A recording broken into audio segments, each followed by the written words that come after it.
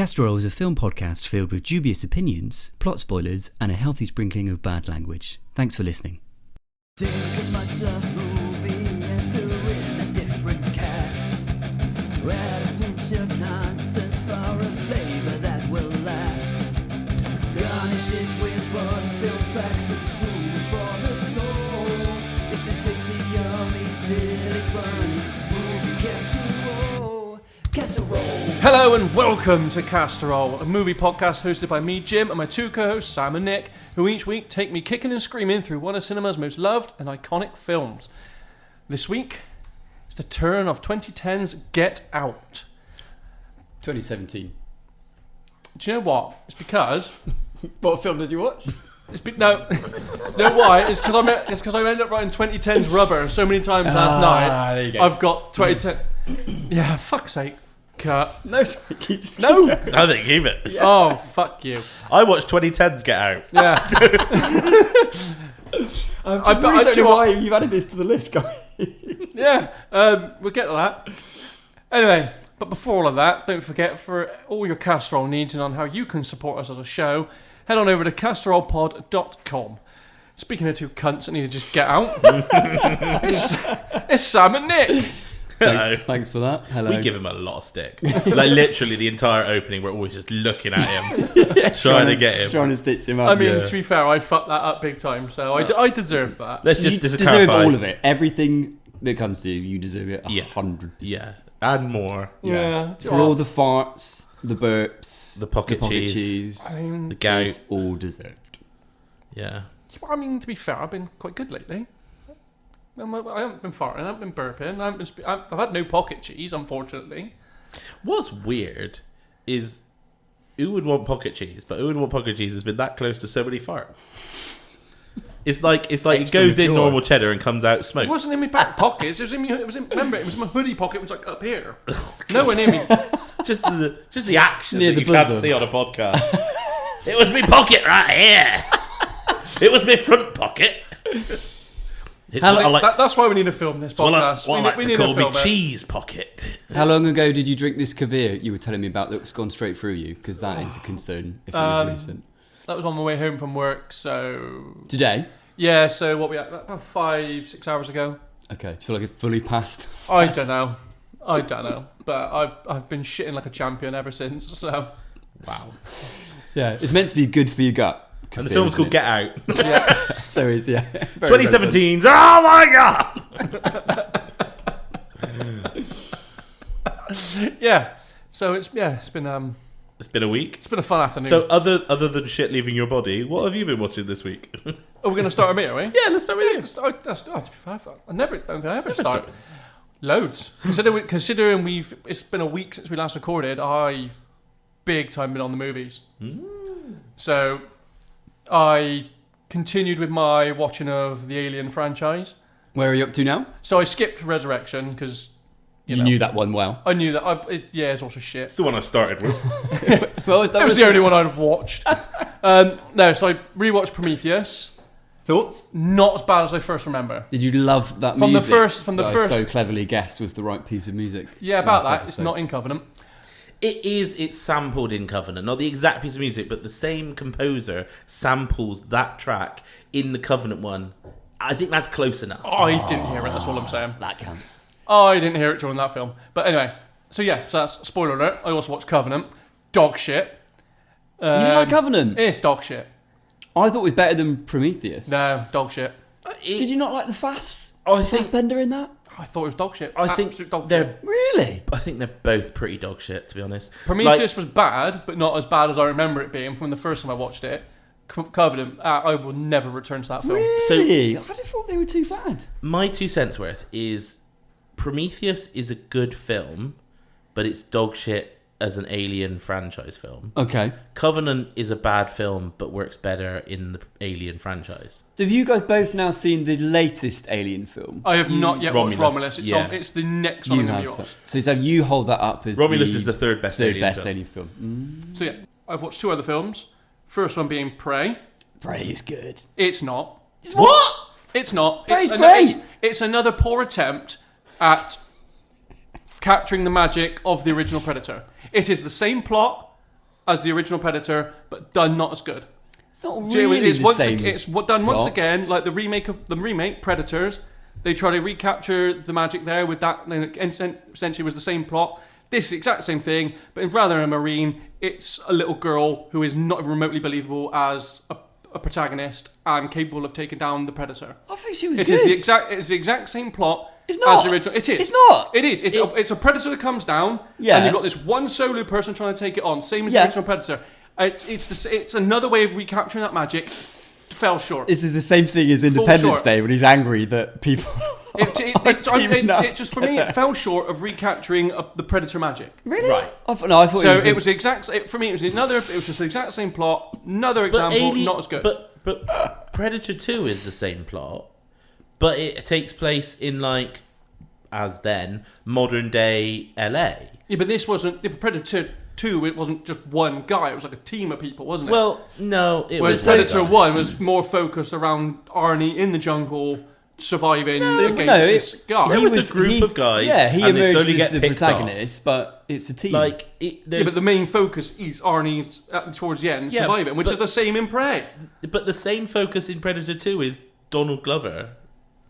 There's some other cops that die on the way. My point stands. It's just another attempt to recapture the magic of the original. It's just not. I that think good. Prey's excellent. It's just not that good. I think we maybe need to take a little look at something like the Fast and Furious franchise. If you're upset about films, but it's got different cars, repeating the same plot again. I mean, no, I'm more than happy to have the Fast and Furious franchise dragged over hot coals when we get to it. But my point stands. It's just a rehash of that. I think of that plot, and it's just not. But do done. you not think it stands up just a well-made, It's well-shot, interesting to see film? how people without modern firearms would be able to take it on. Yeah, not when it's a little girl. She's not a believable protagonist. But it's quite fun because the Predator doesn't see her as a threat because she's a little girl at first, and therefore doesn't target her. And that's why she manages to outwit it, because he doesn't see her as a threat. Then you've just made this film sound even worse, because you've made the Predator a fucking idiot.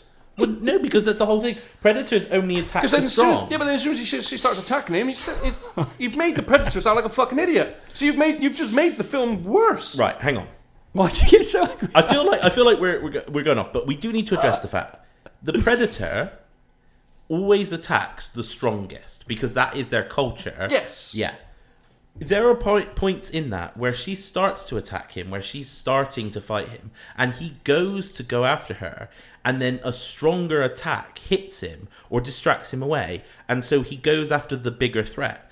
When she finally takes him down, she doesn't do it through Arnold Schwarzenegger out strengthening him. She outwits him and uses the technology against him, which it doesn't matter whether you're male, female, big, small. She outwits the Predator, and the reason she's got the advantage is just because the Predator sort of discounts her at the beginning. That's all. To be fair, that's basically what Arnold did in the first one. Is he had to use his wits actually. Yeah. So if Predators had a weakness, if anything, it would be that they're a little bit overconfident. Again, rehash of the first film. It just wasn't. Yeah, good. But I was interested. It was interesting to see it in a different place. They say I now, don't think it was. And people say now, do the same again, but make it in feudal Japan. I'd watch the shit out of that. Oh, fuck yeah. Right? Yeah. The different Predators coming down into different warmongering societies at different times. I just don't need the same film being done over and over again. Okay, I agree. Actually, I want to see the film where... If you're going to do another Predator film, do it. Make it a bit more exciting. Do something different with it. Yeah, Not just, agree. Here's a Predator, he doesn't take someone as a threat, and next you know, he's been defeated. I think he comes down, he tries the whole apex predator thing. It just doesn't work out. He gets really sort of depressed over the whole thing. He just starts wandering. He's wandering down the highway. He ends up in a bit of a mid kind of desert town. Before you know it, he's taken up a job as the local mechanic. But this is what I'm actually He meets the lady. This Count Nick's bollocks. This is what I'm actually looking forward to. Different film. This is what I'm actually looking forward to. Predator Badlands. It's actually looks like it's going to be a different take on the Predator. Yeah, it's weird actually because I'm finding it really difficult to Is that like angsty teenage Predator? Yeah, I really don't like it when the I predators... don't like the design of the Predator, but the actual premise I like. But I also find it weird that they're like, how do we make the Predators the good guys? Like, stop trying to make the fucking Predators the good guys. Yeah. Like, at the end of every film, I agree with this. At the end of the film, they're like, the Predator should really, like, team up with the human to fight the... Fucking stop that shit. Like, the Predator is fucking... You never see, like, fucking Jason be like, okay, actually, let's help each other out. Like, Jason's the big fucking bad guy. Have the Predator the big fucking bad guy. Anyway, I'm not having Nick, it. what have you been watching? Praise a great film. I haven't watched anything apart from Get Out. Nice. I've been going back, this is like not really a film thing, but I've been starting to rewatch Sharp. Oh, nice. 1993, Sean Bean, fucking amazing. Classic Sean Bean. Before he started dying all the time. Well, that's the thing. I heard this amazing thing where it's like, basically, all his film roles since Sharp are karma for the amount of times he didn't die in Sharp. Yeah. Like, in Sharp, there's so many times he'll, like, run, there's an explosion, or he gets shot in the leg. But, I mean, literally, a splinter back then was like a death sentence. And he'll be, like, shot in the gut, and he'll be like, next week, I'm fine. He came through it all unscathed. Yeah, and then the rest of his career, payback. So, yeah, just that. Yeah, nothing really. Just sort of, like, chilling, watching this and that. It's been good. Well, do you know what? I can't wait to see what Jim's going to make of today's film. It's going to be interesting. What is it again, Jim? It's 2017's Yeah. Get Out.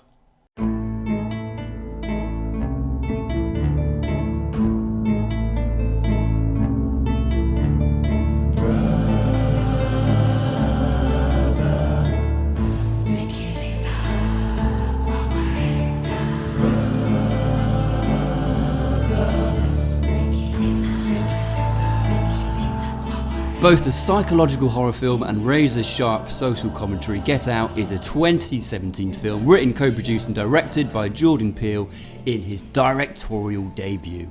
With unforgettable performances from the cast, including central characters Daniel Kaluuya and Alison Williams, the plot follows young black photographer Chris as he travels to upstate New York with his white girlfriend Rose to spend the weekend meeting her nice but something's not quite right family, the Armitages. As the mystery and suspense mounts through a series of deeply unsettling, skin-crawling interactions, the shocking truth of the family's motivations are revealed, and Chris must fight to get out alive. With multiple accolades and nominations, including an Oscar win for Best Original Screenplay, Get Out was both a critical and international success. But will Jim's opinion be get in for Get Out, or will it be get out, can get off, because I just don't get it? That's a lot of gets. Was a lot of gets. So yeah, go on then. Where do we start? Do we just... Well, do we say what we feel about it first? well, firstly, I think Nick needs to tell me why he put it on the list. That's a good point. I just think it's a brilliantly made film. I think for so many different reasons, this is one I wanted you to watch. I think it's a weird one, right? It's very similar. Right? If we ever get to Hereditary, I think in a very similar way, that film was the director's debut. And this is Jordan Peele's directorial debut, which he's also written and co-produced this. And it's just like, I don't know if you guys have seen many of other subsequent films from Jordan Peele. I'd still hold this one up as the strongest, the same that I would for Ari Aster's Hereditary. I just think it just gets everything right in the first go. I just think it's just wonderfully written. I think even if you take all of the incredibly well done kind of racial social commentary out of it, and that brings to me so much more kind of just uncomfortable. Yeah, it's just like, oh, it just makes the skin crawl, but in that amazing way that just makes it such a magnetising watch. But even if you took that out of it, I'd still think it's an incredibly well-crafted horror film.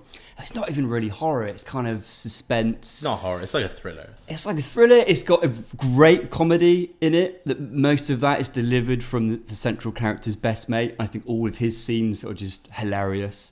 But then when you bring this added layer of kind of racial commentary into it, I just think it's really well done. I'm really interested to see what Jim thinks, but I don't think it overdoes any of that. Obviously, it's a central hook to the whole film, and I think it's all the better for it. What I found so hilarious is how old white people can seem like lobotomized young people. It basically is what I'm like, because you're like, oh my god, have they like cut those black people's brains out? Nope, they're just old white people being old white people. Man, just think everything is spot on in this film. I think the writing, the plot is brilliant. Everyone's acting their tits off in this film. Like I don't think there's a bad performance in this film for me. I think everyone is just doing a brilliant job at their characters. Yeah, it's interesting, isn't it? I'd seen this once before, but I sort of not watched it sort of with an analytical eye, or not more than I normally do for films. But there's like a few bits that I change is the wrong word. There's a few bits where I thought it was going to go, and for me personally, if it had done that, it would have just upped it a little bit more for me, which maybe we'll touch upon a bit later on. But overall, it just such it's like one of those films where enjoyable watch is like a weird thing to say, but it's like an enjoyable watch, but also you feel like you're watching something like a little bit worthwhile. Like it's quite nice to watch something where you're like, this is really enjoyable, this has kept my attention. Oh fuck, aren't certain people awful? Yeah. And you really hope that like it won't change those people, but hopefully people are going to stop being awful in the future. Yeah. Because stuff like this is around. You mean like even just like from the casual racism just the casual racism. Yeah. Like we're not even talking about the people that take out the brains. Yeah, no. Like if that could stop, that would be great. But yeah, just like the casual racism thing, and I think like it's so interesting. Like part of the social commentary that I picked up, because at the moment, let's not get too political, but they're talking so much, in England and America about immigrants and about how like, oh, they got to integrate, they got to, they got to learn to be like us kind of thing. Excuse me. And you just see in this sort of microcosm of like Chris is in this world where no one is making any attempt to engage with him on his level. And so then like... Well, it's almost like they are, and it's all the worse for it. Well, just like... yeah, but they're not trying to treat him like a human being. They're trying... I mean, for obvious reasons, later down the line. But, then when he does see someone else who just happens to be black, and he's just like, hey, brother, like, good to see another person. Like, and like, we might be like, like, this is the problem. They don't try and engage with us. They just go to their own kind and they kind of talk. But like, this is the problem. Is like, if they're treated so like they're an outsider, then they're going to obviously gravitate to other outsiders, And it's interesting to explore that dynamic, Yeah. I thought it was. I just thought we've talked Jim's satire. Oh, I'm dying to know what he thinks. I'm very intrigued. Yeah. I mean, this is one. This could easily be in my top 10. I think. I just think it's a brilliantly crafted film, and it's a film that's made on a relatively tiny budget as well, about $4.5 million. I mean, yeah. And I think it grossed like over 200. Like this was obviously a massive commercial success as well. But yeah, I think it raises. It holds up a mirror, I think, to a lot of casual racism. Yeah. And it holds up a mirror to what probably, I've no doubt, an awful lot of people have had to learn to deal with their entire lives because of the colour of their skin. And I thought it held up that mirror in a really clever way, but it's encapsulated in this really well-made, frightening, but hilarious film, I would say. And the performances are great. Jim. Yeah. What did you think of this film? Not much. It insists on itself. Not a great deal. I really don't understand it being on the list at all. It's not one that I would consider a classic in any way, shape or form. Not even a modern classic. So for it to be included on the mega wheel, I think it's a bit unnecessary. I mean, it's not the colour of rubber. Well, that's not on the mega wheel, though, is it? That's my junk food. That's a different wheel altogether. I don't think this is a film I needed to have seen. What? It's not one of those ones that I would put in the category of, no, you should probably have seen this film by now. No way. You know, for a director, you know, he's a young black director. You know, considering Not that young. Not that young. Well, age comparative to other directors, he's probably quite young. But you know, so for a youngish black director, and like the first few bits of dialogue you have, you're throwing out like, "Oh, have you told your family I'm black?" I don't need that. Go be a bit more tactful about it. And then the next scene along, "Sir, can I have your light?" It's like, all right, we get it. We get what you're trying to show with that. It's like, be a bit more tactful. Don't throw it in my fucking face. I think, no. It's so in your. It's just so in your face. Did you not think it's be smarter with it? You as a black man directing this film. Be more tactful with it. Don't throw it at her face. but it's thrown in their face. Yeah, he's literally gone on to say it's not necessarily autobiographical, but a lot of the exchanges. It's not an Let's just clarify. No, but I mean, like in terms of the experiences of the central character. No, I get that. He's pulled a lot from direct experiences that people have. I'm sure in African American, that is how they feel.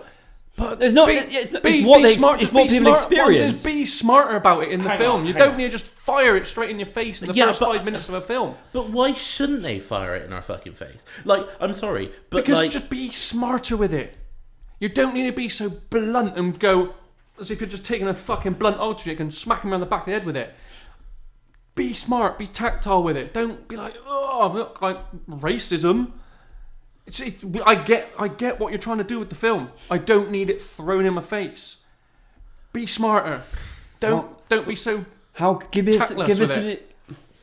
Give an example of how, because obviously, look, part of that, right, is it's building up the initial premise for the film, which at some point, obviously, this film throws a huge twist. Did you see that coming?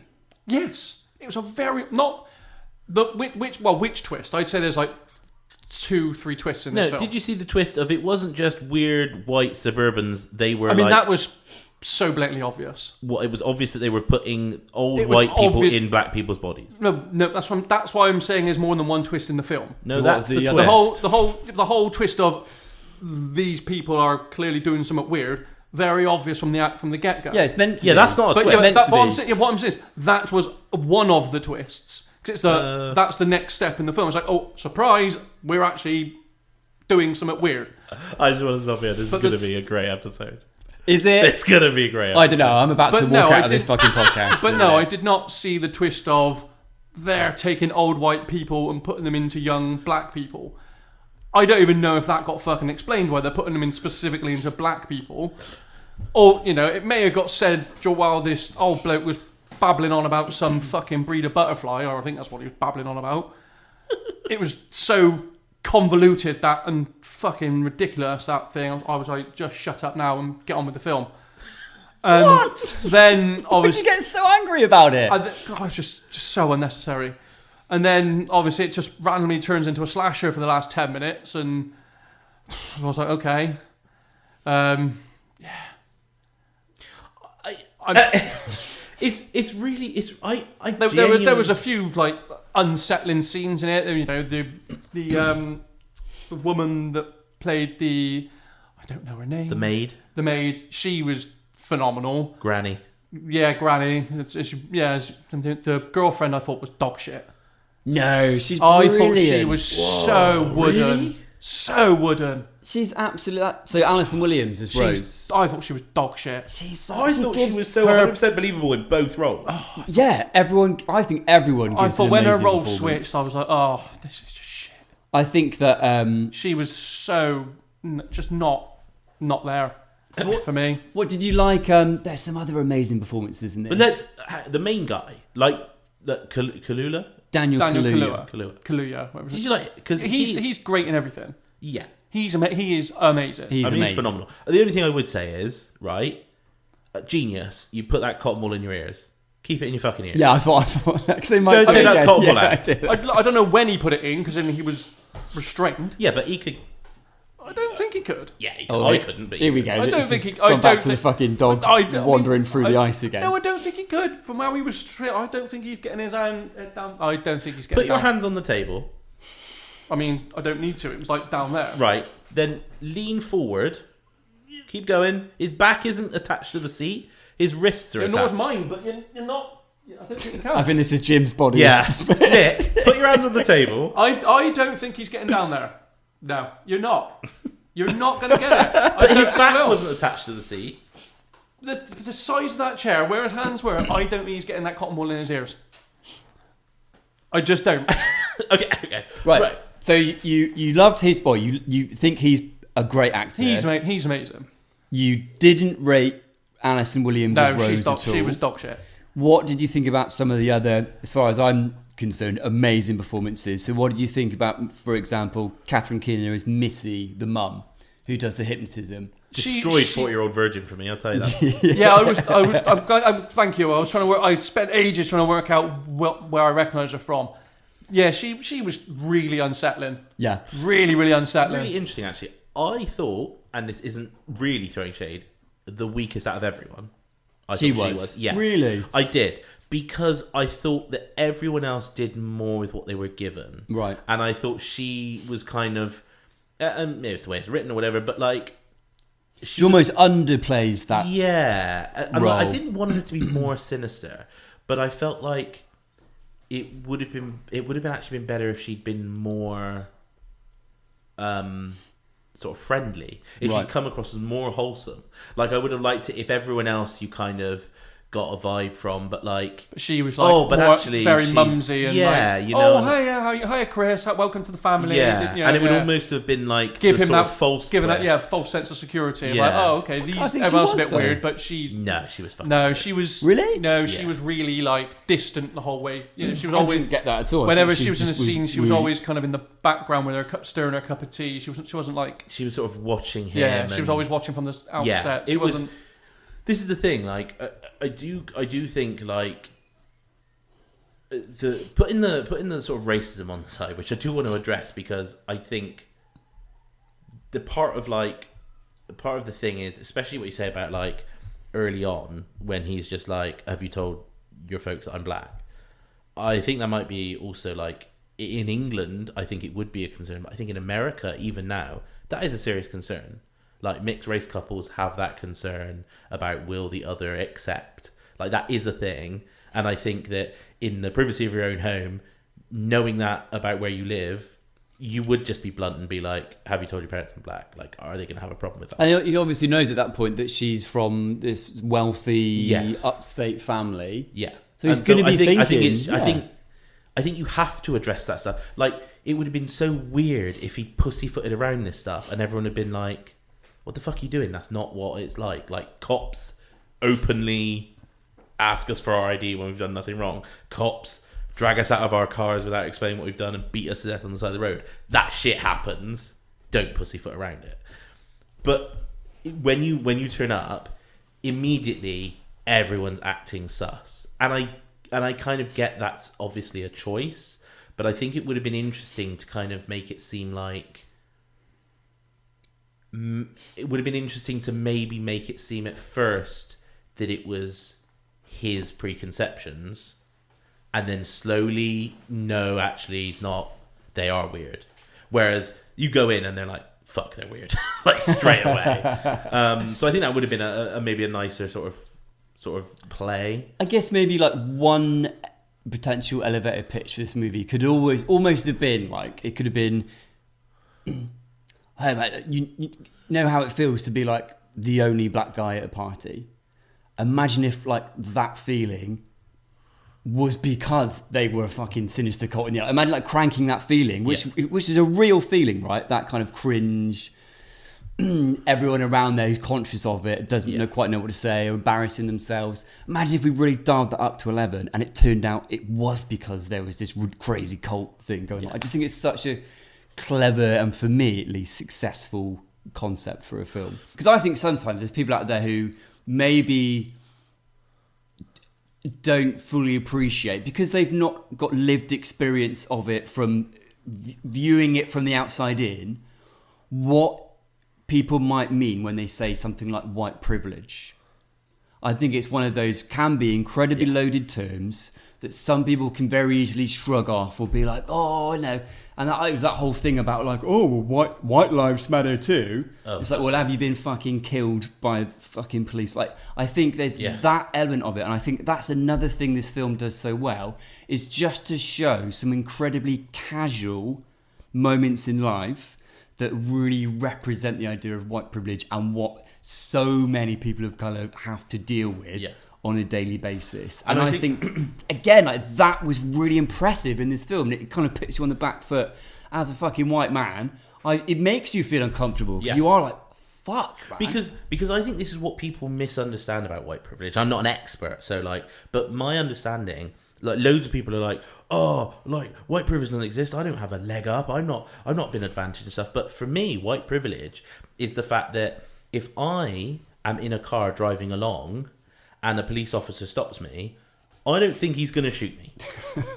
Or if I'm walking down the street and someone asks me for something, I don't think anything's going to happen to me. You call that white privilege. You could call that male privilege because women have to be more careful about walking down the street, careful about what people are going to do.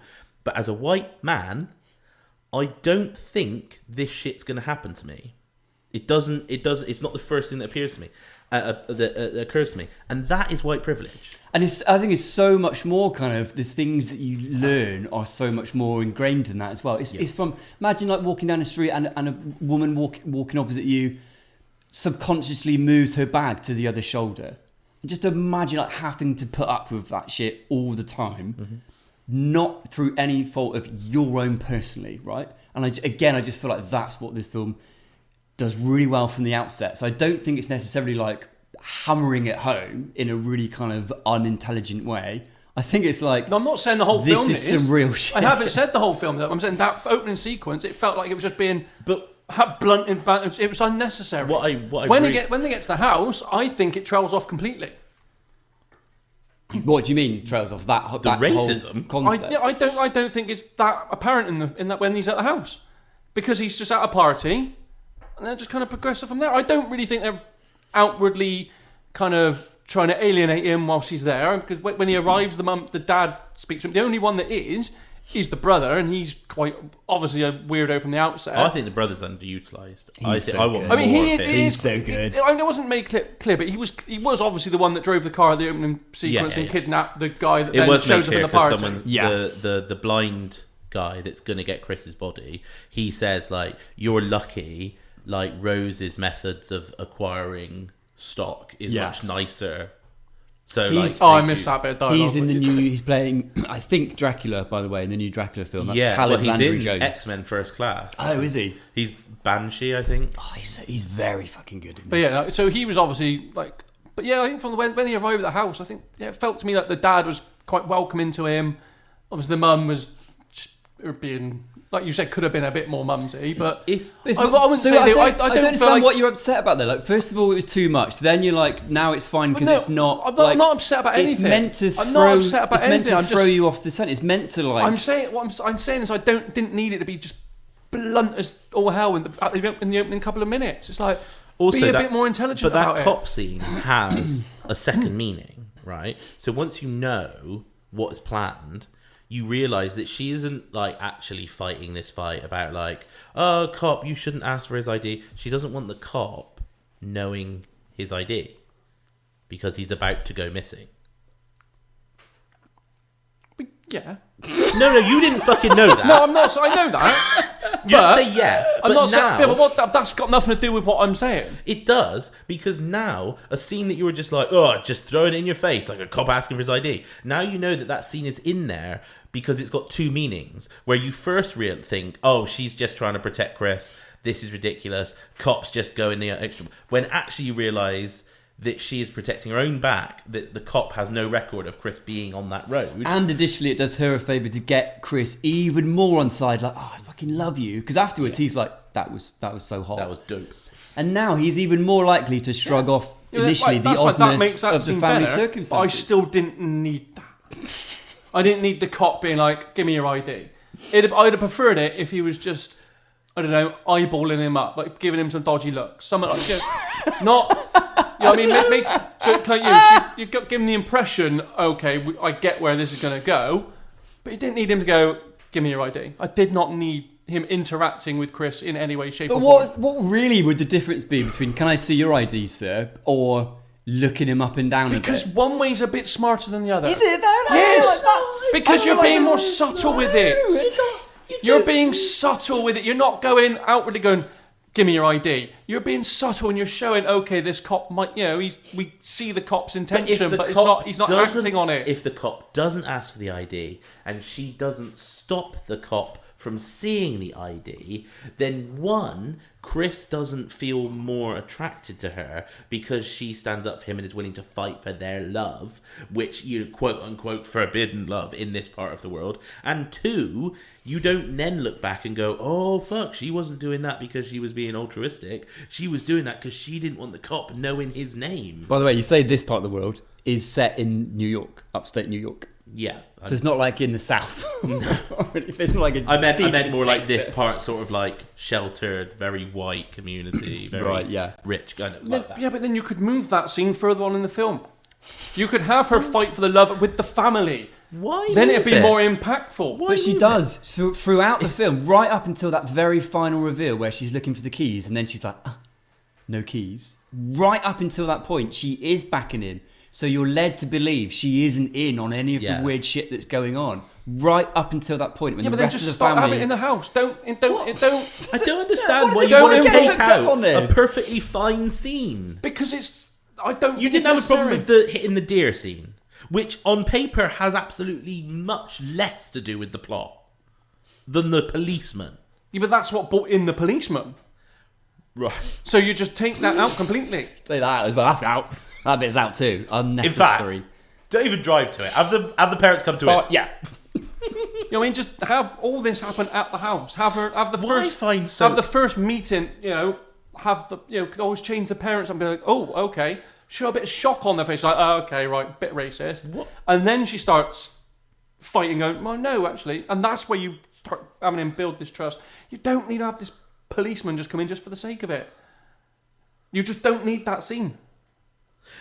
But that scene also then plays into it later when the police turns up and you think, because, I was thinking, and I'm assuming this is what you meant to think, policeman's going to turn up, slightly racist policeman, is going to see a black man crouching over a dying white woman and is going to shoot him. Yeah. That's why the first one out of the car was his mate. The only one out of the car was his mate. But that is the reveal, because at first you think, oh my god, Chris is going to get shot by a cop. Yeah, he's going straight to jail. Because look at this scene. When the cop turns up, everyone should go, oh fuck, he's going to get shot by the cops. That is what is meant to be your thinking. Then when his friend gets out of the car, everyone goes, oh, thank God. But then that scene fell because I didn't think that. When the cop pulled up, I wasn't thinking Chris is getting shot. Okay, but all right, let's take... Did you think that? Yeah, but let's take... I wasn't thinking that because I saw the police car pull up and I was like, well, that's the end of the film. You thought he's so totally safe? Yeah. I felt no reason to think any other reason. Chris's face? Not completely happy that a cop turned up? But do you not think that he's meant? Yeah, but considering what he's just gone through, who knows what pulling up that drive? I felt no reason to think he was about to get shot. Take race out of it, right? Even in that scenario, I think it's still likely that a white person would have, in that circumstance, a cop comes out and they get arrested or whatever. It's even without the race part, he's meant to be like, oh fuck, and then his mate gets out and he's like, oh thank fuck for that, and his mate's hilarious and they drive away. So even take race out of it, it does what it needs to do by saying, oh shit, oh phew. Add the race part into it and it adds just an additional kind of suspense of, oh, I'm fucked now. And it's his mate. Yeah. And not only that, but it's his mate that's like, I fucking told you, like sex cult. I just think it's... But then I think that's a play on people. I think maybe I think potentially that's me better than everyone else.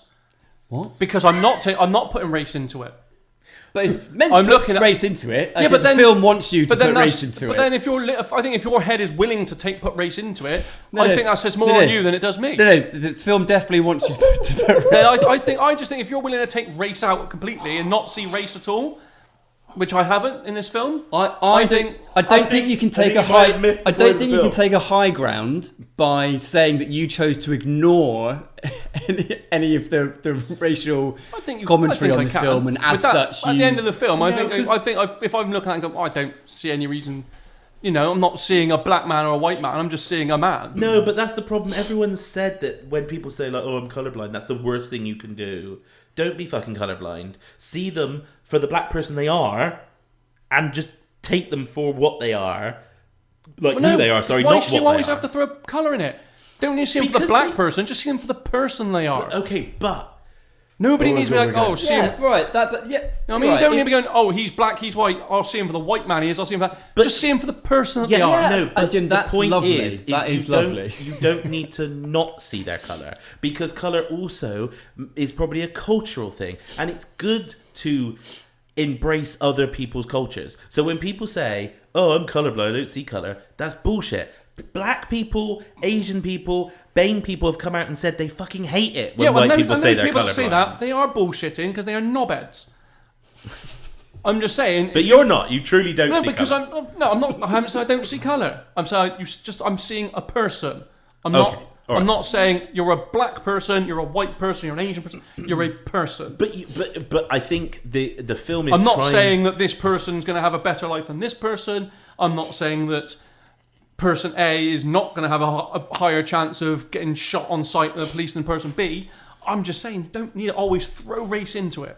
But this right. But this let me is say a right. film about There's 100,000 horror films that tell a horror story and don't throw race into it. And your point is, why did they have to throw race into this one? That's the point of this film. It's taking race. Yeah, if you take race out of it, there isn't a film. Yeah, this is a film about racism. That is the point of it. It's like saying, like, why did they have to inject the fucking Jews into Schindler's List? For God's sakes, didn't need it. Just didn't even need it. Quite so Holocaust. Like, it's the point of this film is commentating about deeply rooted racism, but it's also doing it in a way that delivers a horror film. It's meant to make you think.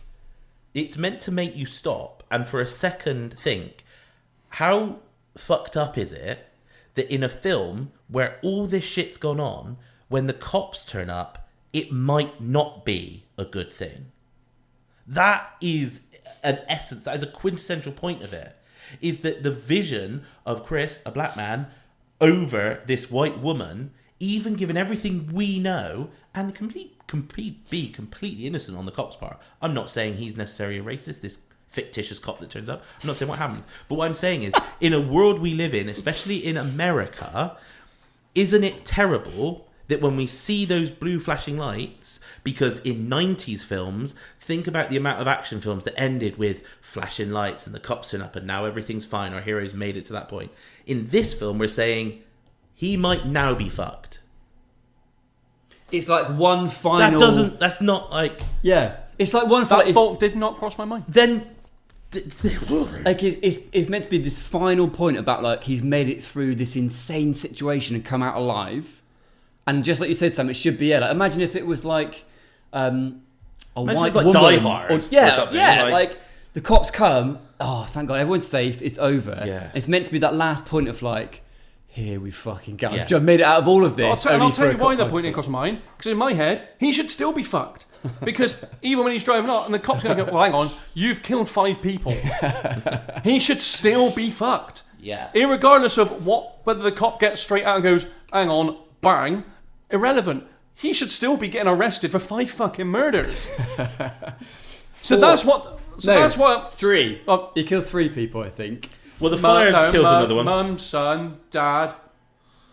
Oh, yeah, 3, yeah. Yeah, because the farmer, yeah. The granny's in the car accident. And then the granddad... 4 because dangerous driving. Granddad shoots. But 5 because technically the fire also kills the guy from the gallery, the blind guy. Oh yeah. I mean he's already got his head's open. So in my head, I'm like, well, he's still getting fucked because he's killed 5 people. But now we've said it. But would you say the same thing about like the woman that escapes the serial killer film and has to like? Do you know what I mean? It's all those films where they have to escape that situation and kill off the people that are trying to kill her. I don't think you ever come out of that going, well, she's going to get arrested. Yeah, but she's going down. Yeah, but she does. They do that in those kind of situations. Those slasher films, the killer's never dead. They always go to try and find the body. The body's gone, so the killer is never So the dead. case collapses. Whereas this is meant to be a more grounded, realistic scenario, right? Not really. Of taking out brain transplants and stuff like that. Yeah, But, take out all of that, and it's completely. But the actual basic, it's around the house. It's a more maybe a more grounded approach. If you take out the brain transplant and the racism, you've got yourself a film. Just take out the brain transplants, the silly part, right? And the whole him running around killing is, Is what? What are you trying to say? I don't. What are you trying to fucking say? I don't know. I feel like I've lost my train of thought on this I one. feel like you didn't have one. I did. I feel like from that very first scene, like you do, you checked out. No, I didn't check out. Something happens earlier on, and you're like, brain's coming out for this one. I'm just slightly Not worried. even remotely checked out. I'm slightly I worried watched the film that you're from like, when start to Chris finish. was at the house, it all seemed fine. Everyone was lovely to him. Like, there was so much... And the fact, like, did you not pick up on the fact that the one white person, that seemed to be genuinely friendly to him and just treated him on like a humanist level was blind? I also knew he was about to get his brain. Yeah, but I think at first you're supposed to think, oh, he's nice, he's just treating him normally. Yeah, I think you are. Yeah. Does he know he's black? Yeah, it does hint at that. Like, you see? I just don't think... But everyone else at the party is being think completely cringe. Yeah, And like, awful. I don't think they were. and I think the They're performance like, from Lakeith Stanfield as Andre/Logan, who's had the procedure done. Oh my god, amazing. He's that guy you meet that turns around when Chris goes to introduce himself to him, and he's like just this eerie, something's not quite He right. plays an old white guy so well. It's so good. So good, man. It's a great performance. Something that I didn't need explained, but did I miss it? You know when Chris is outside having a cigarette and the granddad who's like just the runs gardener. towards him? Yeah. What is that? That later on... He just said it was out late night exercise. Yeah. But is that actually what it was? I mean, or had the black guy taken back over and tried to run? Because when he was caught up at the end, he was sprinting like that at him. Yeah. When they run down, So it's just like a jump scare moment. and she says, really. "Granddad," I think you are meant to just think, "Who the fuck's this running at him?" Yeah, Chris, I guess the explanation is Chris, like, why are you still stood there? he's just utilising this body Yeah. that he's got to run around at night, like and do his. It's just weird that he like ran straight at him and then off. Yeah, I mean, it could be a combination of all of that. A jump scare thing. Yeah. I didn't need. Well, it wasn't really a jump explanation. scare because you've seen him coming from fucking Well, miles. yeah, but all right, it's fucking scary moment. Like, I would say the only two scary bits in it are that bit and then the bit where she wakes up in the car. That bit where she wakes up in the car is genuinely, and she goes mental, and you're like, fucking hell, man. Yeah. Oh, the grandma. Yeah. But I think it's not it's not even like this isn't a jump scare No, it's horror not. film. I mean, is I it? was It's more about the dread scared and with the.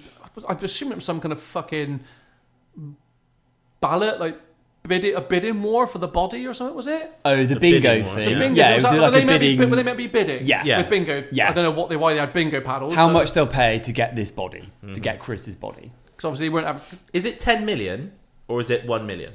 Is that going up in millions or 100,000s? I don't know. I didn't stop to think. I reckon it's going up in 100,000s. Do you reckon? They don't seem rich enough to be bidding 10 million Maybe for yeah. a black guy body. No. Like that for me was quite. Maybe it's going up in tens. That Would for you me be was happy?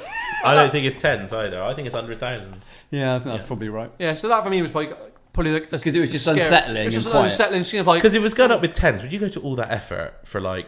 No, I was grand? joking, of course. Obviously, at first you're thinking, well, what the fuck's going on here? They're just lifting bingo, but then obviously the reveal of Chris's photo on the thing, like, all right, they're bidding for him for some Did reason. you not get that it was bidding straight away? Yeah, but I didn't know what they were bidding for. I think Because obviously they because do- they because say they let's they go and don't- play bingo, and everyone's like, ooh.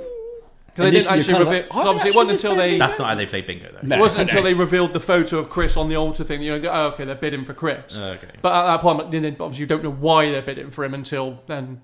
Further on, you go, okay, you're. Sex slave. I think, honestly, the character of Rod as the friend to the TSA agent is so good. I think it's needed as well for the film because it lightens up every moment that like switches to him Yeah. and his experience. I think you needed not only did you need his perspective on what could be going on, he's also hilarious as well. Yeah, it was good. It's very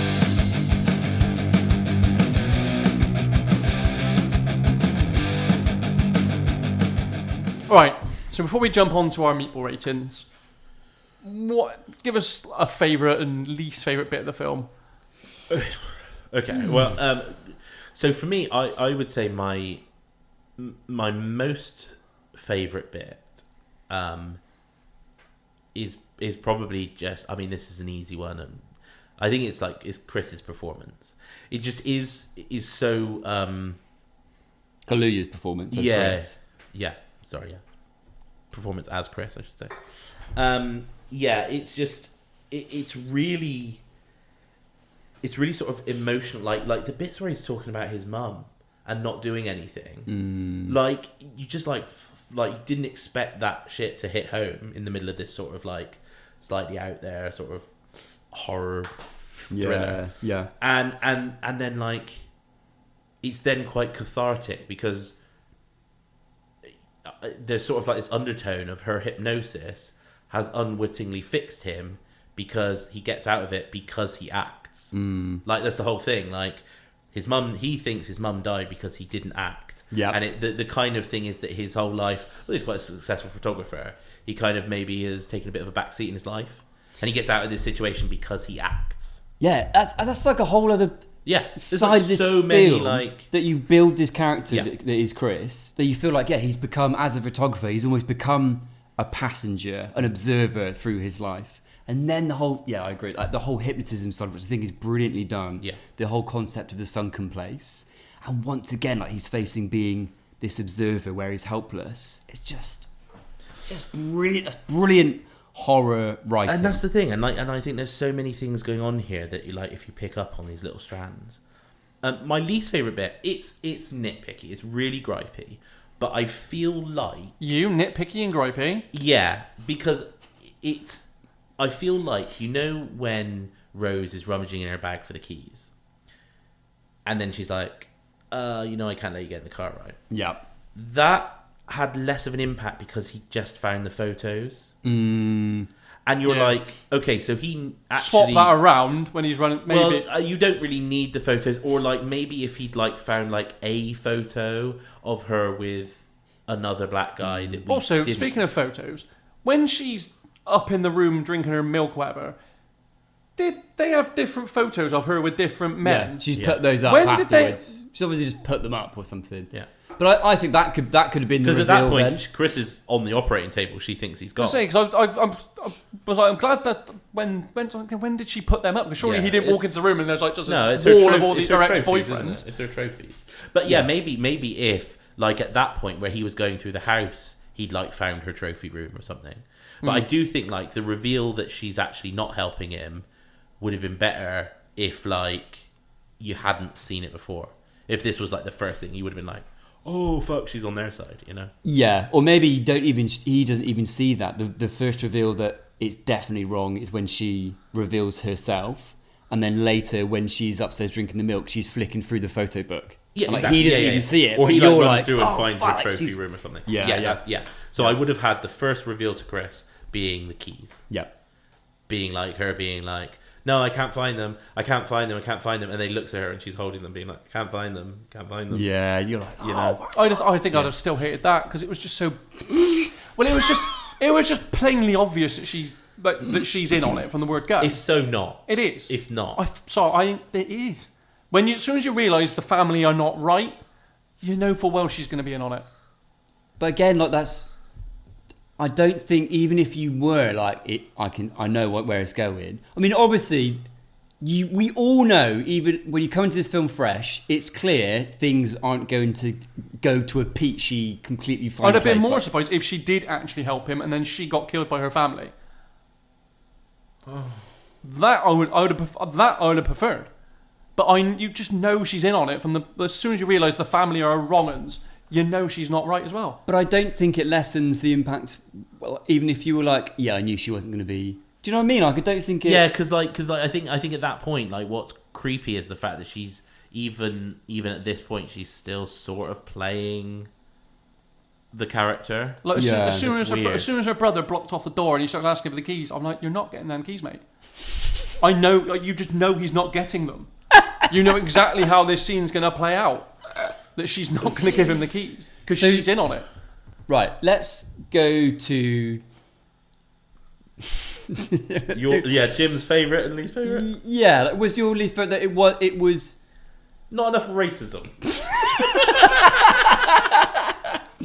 Was it to you think so many things in this film were too predictable? Yeah, as with most horror films.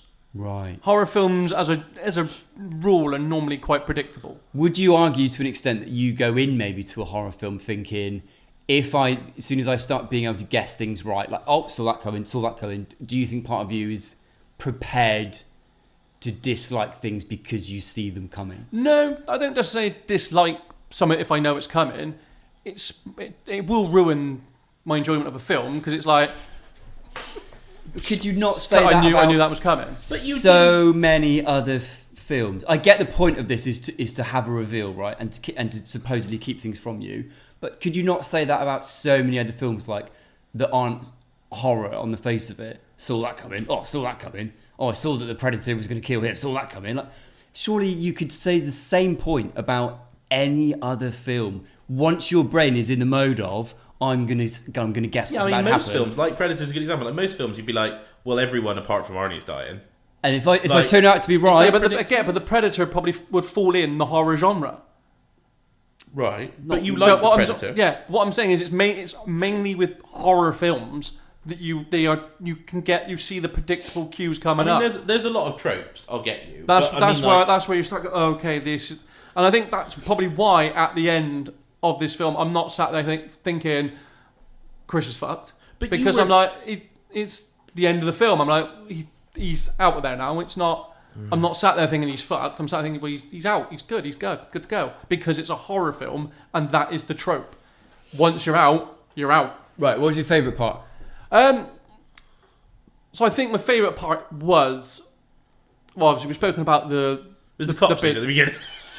we've spoken about the bidding war. You know, That's such really an inconsequential scene in the grand scheme. Yeah, but it's like it's inconsequential. I suppose scene, because that was a reveal you didn't see coming. One of the reveals, it leads up to the reveal that I didn't see coming. Okay. With the whole body swapping, I didn't. So it had me thinking, oh, why are they bidding for Chris? Where's this going to go? And then obviously, like Sam said, touched on with the hypnotism scene, amazing scene. I mean, it just Daniel Kaluuya's performance in general, just phenomenal. The maid, her performance, I don't know her name. If you could look at, I thought she was really unsettling and just brilliant. She always made you It's Georgina, guessing. played by Betty Gabriel. Always kept you guessing what is her deal. Yeah, she was good. That scene where she's like laughing, crying is. You always made you like want you to know more about her as a character, and then I think those were probably like my favourite bits, kind of all culminated. But like I think my least favorite, I think just for me it is the fact it was quite predictable and for quite large portions of it. I think that's for me the least favourite part of this film. You said it was predictable, but you then just said the reveal that I didn't see coming of the body swap thing. Yeah. So you didn't predict that they were putting old white people in young black people. I don't think anyone would have predicted that. But everything else was predictable. So the main part of the film wasn't predictable, but you're saying it's a really predictable film. Because I don't think it is the main part of the film. That's what everything's built around. It's probably the main twist, but I think leading up to it was predictable. Okay. I don't think I could have been more plainer with what I said. I don't think I could have put it in. You have said the English. mental thing you're saying plainly, yes. I don't think I could have said anything more clearly there, Sam.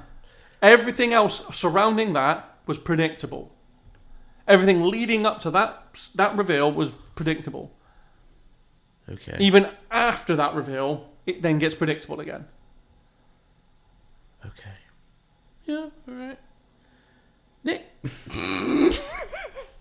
I mean, I could have predicted that there was going to be a reveal.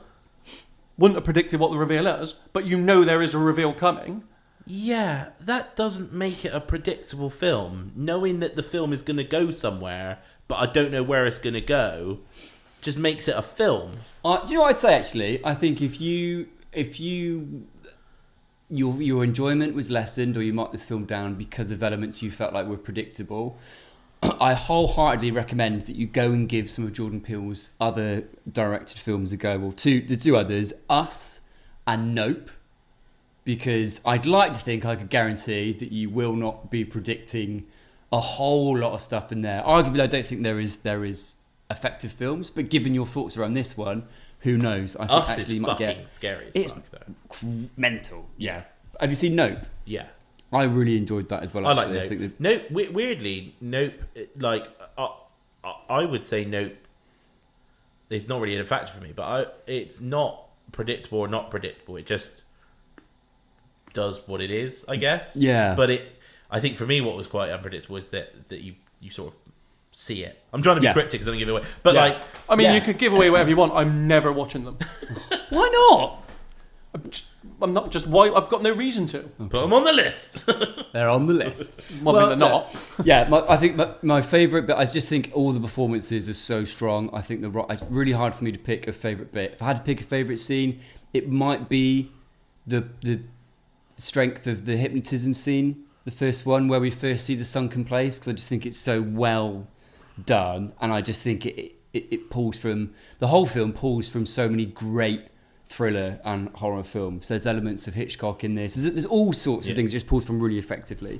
My least favourite thing, I would agree with something you mentioned, Jim, actually, whereas towards the end, the whole reveal as to why they're now choosing black people specifically for the Caligula process doesn't clearly, I think it hints towards like, fashion, black people, it's the fashion now, that kind of thing, or they talk about like genetics and stuff. I think also all the old white women seem to be there's that too. Especially getting maybe excited about black a guys. Combination of things. Yeah, it's just like the new trend. It's the new hotness. Liz actually made an interesting point that she picked up on. She picked up on two really interesting points actually.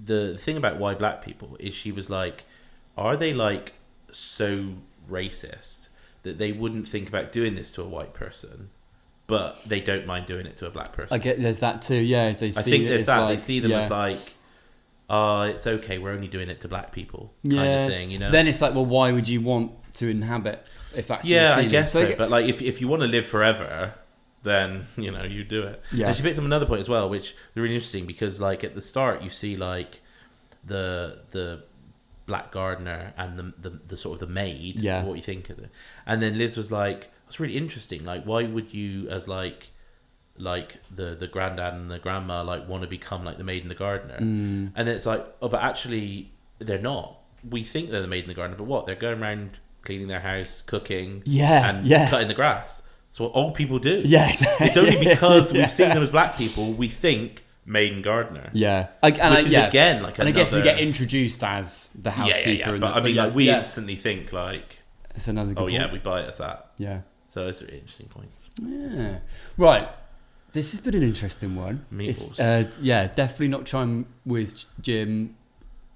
Well, actually, I didn't know what. Yeah, I did think this could be a spicy little old meatball, and it has been a bit spicy. Look, we'll go to meatballs, shall we? I do like spicy meatballs. Yeah, let's go for our meatballs.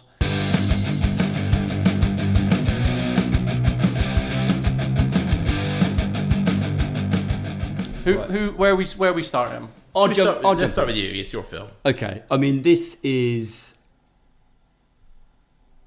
I don't think I can not give it 5 meatballs for me. I really, really I really like this film. I think it's just a really well-crafted thriller, suspense, horror film.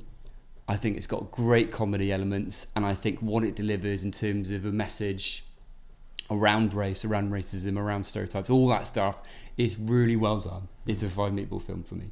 Nice. I'll go next.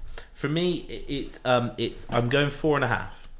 So it would be 5, and like the reason that I'm not giving it 5, we'll come to in the next section where we're like, what would we change anything? But like, there's a little bit where it's how I expect expected something to happen, and it didn't.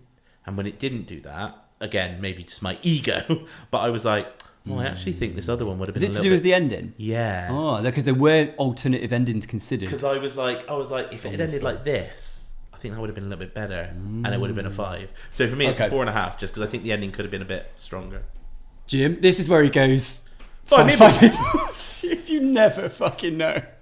No, you got no. It's not hitting 5. Okay. 4.5. No, that's still too generous.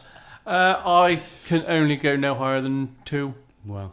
Okay. It wasn't an enjoyable watch. It was predictable in large portions of it. Apart from the main bit. Everything leading up to it, it just yeah, 2. Okay. Two meatballs. Yeah.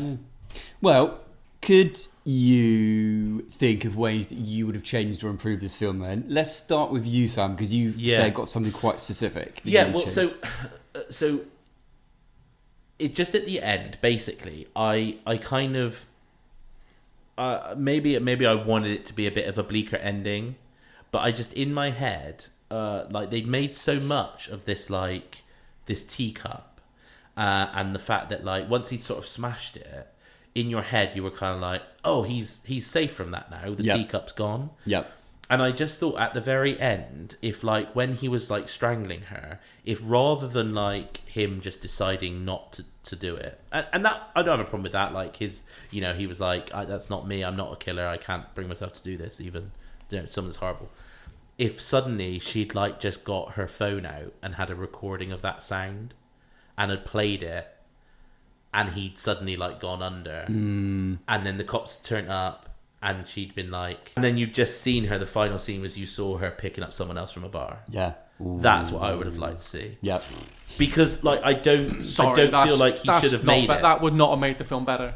That would have just made that scene so fucking stupid that she just gets out her phone and goes ding. But why? Because it would have been just really hokey to think she just gets her phone and goes bing. Oh, I'm hypnotised again. No, but we've seen that it works because the TV does it. The sound of the TV hypnotises him. So we know that it doesn't have to be the real thing. So if she'd played the sound... but it's also, I think it's also the imagery. Because there's a picture of a teacup on the screen. Okay, so she could have shown him a video. But she wouldn't have been able to do that, would she? If she's getting strangled, you're saying she's getting strangled and she's fighting for it, so she's got to just get some out and play a sound.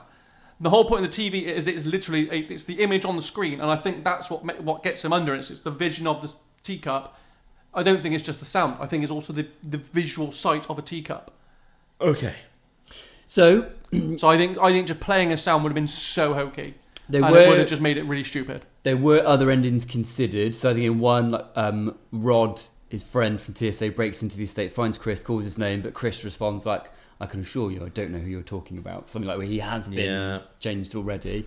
I think the original ending that was going to be made was Chris goes through with killing Rose, he gets arrested, his friend Rod meets him in jail, asks for information about the family so he can investigate, but Chris insists that he stopped them, so everything is now fine.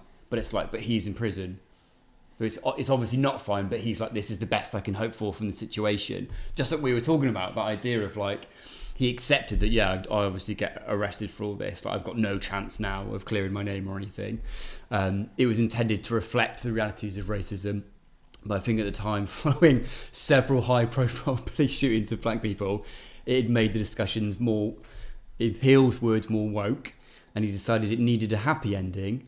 But he felt like that moment where Chris does think he's about to be arrested would preserve that intended reaction. Right, yeah. Not for Jim. So, would him being arrested invoke racism, or would it invoke he's killed 5 people, he probably should be arrested? No, I think what he was worried about is because there had been a lot of times where black people weren't arrested, they were shot on sight or beaten to death, that people were probably like, oh, it's unrealistic that he was arrested, probably would have been shot in that situation.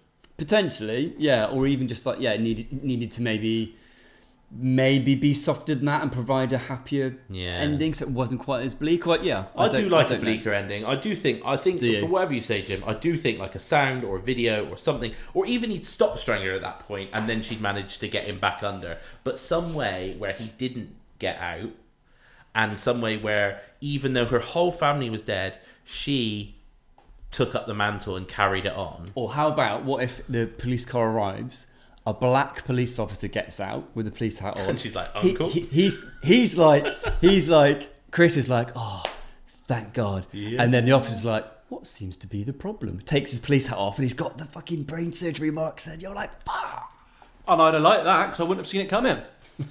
There you are. I would if I get an ending that I don't expect, I'd have liked that. Once again, my pitch delivers. Yeah, Even if it was the TSA, even if it was mate get out of the car and went, bosh. Oh, and he's been... Yeah, and he's we just don't know it yet because obviously they've made because they've made a big deal out of the film with her saying that he's always like talking to her, like making a pass and stuff like that. So it would have made sense. It could have made sense that she has gone, all right, I've gone off and done the naughty, bought the mate back at some point. When? Well, I mean, but you can't have a go at the details of this when that cannot be explained at all. they would have worked into the story, wouldn't they? Yeah, sure. You know what I mean? You just say, oh, I'm off to go visit my parents for the weekend. Don't worry, I'll be back. And that she sneaks off with the friend.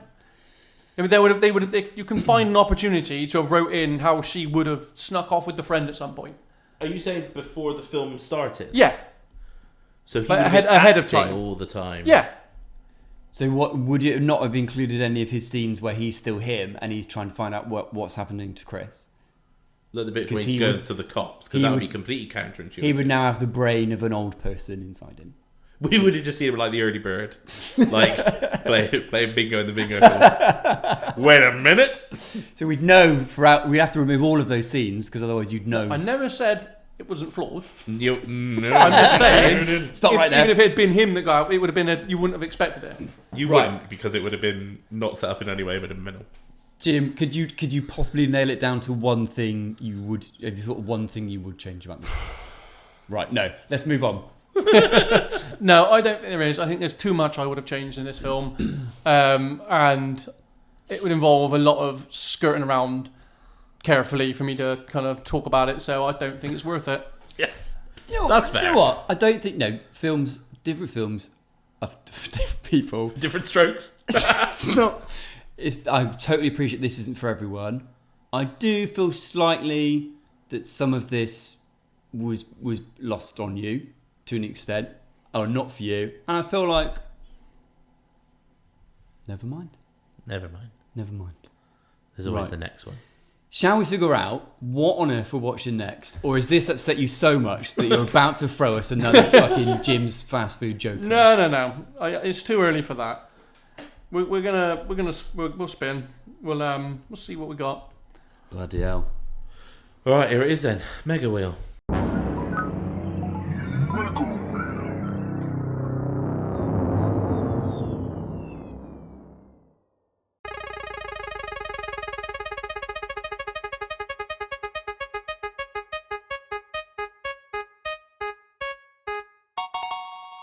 I think this is another Nick. I could be wrong. It might be Birdman. Oh, I think it was a double. I think both agreed that that should go on. What? I mean, I assume it's not a budget Batman. have you? Right, this is a film I have not watched. I've wanted to watch for a long time. You've not watched it? I've not watched So it. you've obviously no, watched it. we Then. put on there, yeah. So go on then. What can we expect? It's sort of a budget Batman. Is it actually? It's not. Because I'm game for that. It's a film that what I know of it on paper, I would say Jim would hate this Jim film. will hate this film. You will literally hate this film. But why?